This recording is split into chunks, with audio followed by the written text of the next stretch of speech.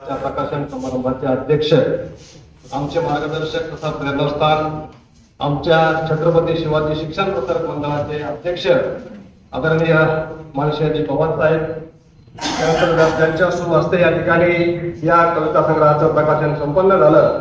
असे आमचे मार्गदर्शक आणि प्रेरणास्थान मराठवाडा साहित्य परिषदेचेच नव्हे तर अखिल भारतीय मराठी साहित्य महामंडळाचे सन्माननीय अध्यक्ष राहिलेले आणि आमच्या सर्वांच्या लेखकांचे प्रेरणास्थान असलेले आदरणीय प्राचार्य कौशल पटेल, त्यानंतर व्यासपीठावर उपस्थित असलेले या काव्यसंग्रहावर भाष्य करण्यासाठी उपस्थित असलेले खास आमचे मित्र तळेवर या ठिकाणी आलेले डॉक्टर राजकुमार यल्लावाड सर, आमच्या महाविद्यालयाचे आदरणीय प्राचार्य, आमचे मार्गदर्शक डॉक्टर विजय भोसले सर, ज्यांनी सुंदर अशा प्रकारचं प्रास्ताविक या ठिकाणी केलं, असे आमचे चळवळीतील मित्र आणि मराठवाडा विभागात शैक्षणिक क्षेत्रामध्ये एक नेतृत्व करणारे एक आमचे जवळचे मित्र आदरणीय डॉक्टर दिलीप बिरोटे सर आणि या सभागृहामध्ये अनेक मान्यवर उपस्थित आहेत. आता नावं जर घ्यायची तर सगळ्यांची नावं घेते एवढ्या तरुणाची माणसं या सभागृहामध्ये उपस्थित आहेत.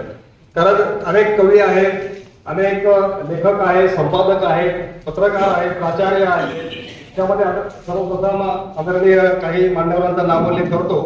आदरणीय माझे गुरुवर्य doctor Vasudev Gunwante sir, doctor Rishikesh Kamble sir, प्राचार्य डॉक्टर छाया महाजन मॅडम, प्राचार्य माझ्या प्राचार्य ज्या महाविद्यालयामध्ये मी शिकलो त्या महाविद्यालयाच्या प्राचार्य असलेल्या आदरणीय तिलके मॅडम, त्याचप्रमाणे आमचे मार्गदर्शक मुरहरी केळे सर, डॉक्टर अमरदास सगर, प्राचार्य आगाव सर, भुगे साहेब, अनेक मान्यवर या सभागृहामध्ये, वाघ साहेब आहेत, इकडे आमचे कवी मित्र ललित अधाणे आहेत, सुभाष भाजपकर, खूप काही नाव घेण्यासाठी सर्व मंडळी अगदी सोलापूरची माणसं या सभागृहामध्ये उपस्थित आहेत आणि आपण सर्व माझ्या प्रेमापोटी या ठिकाणी या कार्यक्रमासाठी उपस्थित असलेले बंधू आणि भगिनींनो, खर तर आता युद्ध अटळ आहे हा माझा 5वा कविता संग्रह आहे. यापूर्वी याच सभागृहामध्ये हा माझा 3रा कार्यक्रम आहे, पुस्तक प्रकाशनाचा 3रा कार्यक्रम आहे. यापूर्वी बाप झाला कासावीस, सखी आणि पाऊस, त्यानंतर वेदनांचा गाव आणि सुपनामाईची कहाणी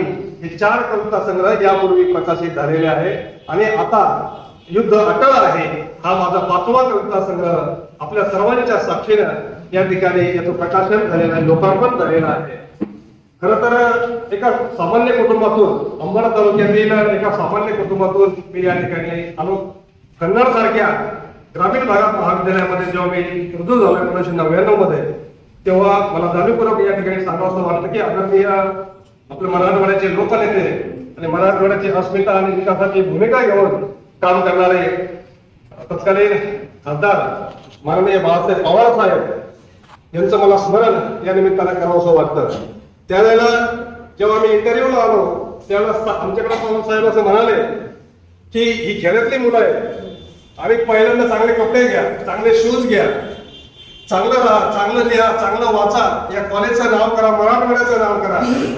आणि साहेब प्रचंड असं झाले, तुला काय मदत लागली ती मला सांग, हे साहेबांचे शब्द आहेत.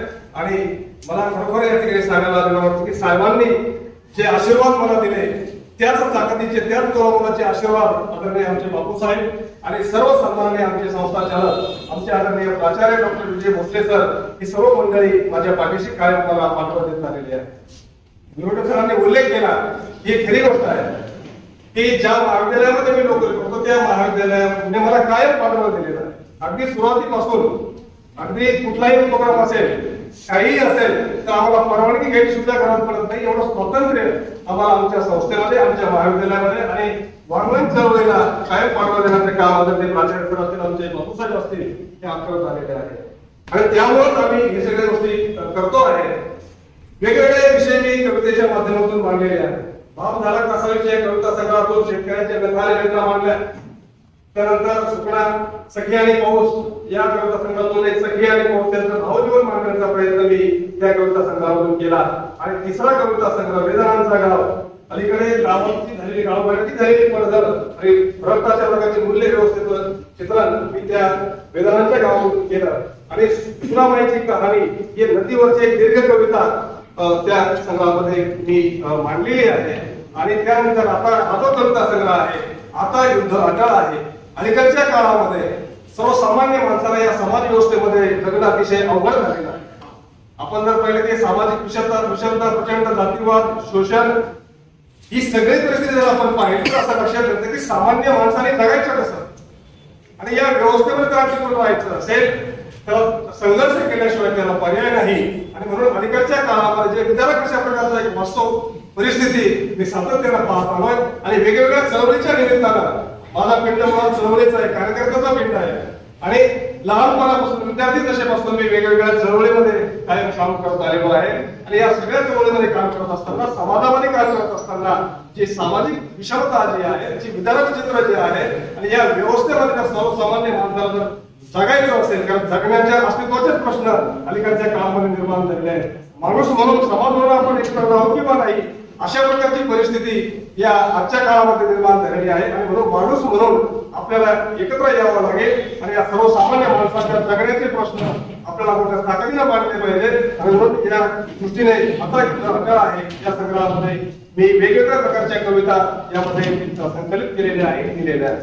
अर्थात या कविता वेगवेगळ्या निमित्तानं लिहिलेल्या आहेत. प्रासंगिक स्वरूपामध्ये या कवितांचं लेखन माझं झालेलं आहे आणि या सर्व कविता एकत्र केल्यानंतर मी आदरणीय आमचे मार्गदर्शक गुरुवर्य मी ज्यांचा प्रत्यक्ष वर्गातला विद्यार्थी आहे असे आदरणीय मुलाटे सर हे इथे उपस्थित आहेत. मला आशीर्वाद देण्यासाठी खास ते या ठिकाणी उपस्थित आहेत. आणि या सर्व कवितांचं परीक्षण, मूल्यमापन आणि प्रस्तावना सुद्धा अत्यंत ताकदीची प्रस्तावना डॉक्टर मुलाटे सरांनी केली. जेव्हा शीर्षकाचा प्रश्न आला, बरेच जण मला म्हणतात की आता युद्ध अटळ आहे, शीर्षक काय गडबड आहे का, तर मेसेज असा टाकला की मसापमध्ये आज युद्ध अटळ आहे. मला मेसेज प्रॉब्लेम नाही की मसापमध्ये आज युद्ध अटळ आहे. एक वेगळ्या अशा प्रकारची परिस्थिती या समाज व्यवस्थेमध्ये निर्माण होताना आपल्याला बघायला मिळते. आणि म्हणून आपल्याला माणसात खऱ्या अर्थानं माणूस पण आपल्याला निर्माण करायचा आहे. मानवतावादी माणूस निर्माण झाला पाहिजे. आणि अशी जर परिस्थिती निर्माण झाली आहे की समाज नावाची गोष्ट शिल्लक राहणार नाही. प्रत्येक जण आपापल्या जातीचे झेंडे घेऊन निघाले, प्रत्येक जण आपापल्या गटातटाचे झेंडे घेऊन निघालेले आहेत. आणि अशा परिस्थितीमध्ये प्रश्न निर्माण होतो की सामान्य माणसाचं काय. आणि म्हणून या वेगवेगळ्या कवितेच्या माध्यमातून हे भाष्य केलेले आहे. कुठल्याही लेखकाने कवीने आपल्या लेखनासंदर्भामध्ये फार काही भाष्य करू नये आणि आपल्याला मान्यवरांना या ठिकाणी ऐकायचं आहे. पण जाता एकच सांगतो की आदरणीय बापू साहेब आणि आमचे प्राचार्य असतील, आदरणीय खाली सर असतील, सर्वच मंडळी आणि या सभागृहामध्ये उपस्थित असलेली सर्वच मंडळी कायम माझ्या पाठीशी वेगवेगळ्या प्रसंगामध्ये आमच्या पाणी चळवळीमध्ये काम करणारे साहेब सुद्धा समोर उपस्थित आहेत. नदी चळवळ असेल, पाणी प्रश्नाच्या संदर्भामध्ये सातत्याने त्यांचं मार्गदर्शन आम्हाला मिळत असतं. आणि म्हणून माझ्या प्रेमापोटी ही सगळी मंडळी या ठिकाणी आलेली आहे. त्याची साहित्यिक मंडळी बहुतांश करून माझ्या महाविद्यालयामध्ये येऊन गेलेली आहे. त्यांनी आमचं महाविद्यालय पाहिलेलं आहे, आमच्या संस्थेच्या कॉलेजचं कामकाज पाहिलेलं आहे. आणि म्हणून एका चांगल्या संस्थेमध्ये मला काम करण्याचा निश्चित आनंद आहे. आणि ज्या हेतूने, ज्या उद्देशाने आदरणीय लोकनेते सहकार श्री बाळासाहेब पवार साहेबांनी मला एका खेड्यातल्या सामान्य शेतकरी कुटुंबाच्या मुलाला एका चांगल्या महाविद्यालयामध्ये, चांगल्या संस्थेमध्ये नोकरी करण्याची संधी दिली, मला असं वाटतं की थोडं तरी त्यांचं उत्तरही होण्याचा प्रयत्न मी माझ्या कृती आणि नेतृत्वातून करण्याचा प्रयत्न सातत्याने करत राहील. हा विश्वास आणि हा शब्द आपल्याला देतो. आणि शेवटी एकच सांगतो की माणसाचा माणूस पण तेवढं शिल्लक ठेवा.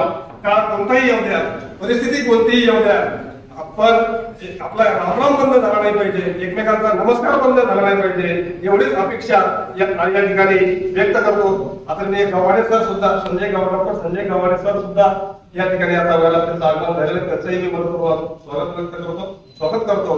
त्यांचं ऋण व्यक्त करतो. अनेक मंडळी आहेत आणि सर्वांचंच नावाचा घेणार नाही, वेळ खूप झालेला आहे. सर्वच मान्यवर मंडळी माझ्या प्रेमापोटी, आमचे आदरणीय तुपे साहेब या ठिकाणी आहेत, तहसीलदार साहेब तुपे साहेब सुद्धा या ठिकाणी आलेले आहेत, भिंगारे साहेब आमचे आलेले कन्नडचे, असे अनेक मान्यवर आहेत. मी सर्वांचा ऋण व्यक्त करतो आणि थांबतो. धन्यवाद.